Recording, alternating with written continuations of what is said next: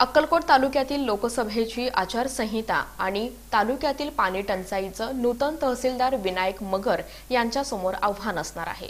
अक्कलकोटचे तत्कालीन तहसीलदार बाळासाहेब शिरसट यांची बदली झाल्यानं त्यांच्या जागी नुकतीच विनायक मगर यांची नियुक्ती झाली। त्यांनी पदभार देखील स्वीकारला आहे। त्यांनी पदभार स्वीकारताच लोकसभेची आचारसंहिता जाहीर झाली।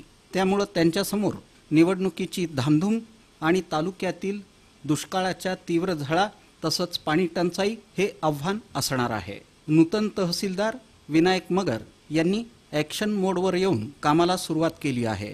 तालुक्यातील जनतेनं लोकसभेच्या निवडणूक आचारसंहितेचं काटेकोरपणे पालन करावं तसंच पाणी टंचाईबाबत प्रशासन सतर्क असल्याचं नूतन तहसीलदार विनायक मगर यांनी सांगितलं।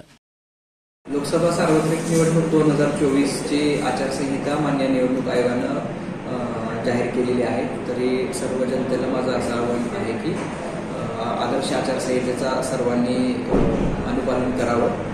त्याचबरोबर आपल्याकडे आता सध्या पाणी टंचाईची जी परिस्थिती आहे, पाणी टंचाईच्या परिस्थितीमध्ये सुद्धा सर्वांनी पाण्याचा जपून वापर करावा आणि फॉर्म नंबर 6 भरण्याची मुदतसुद्धा अजून आहे।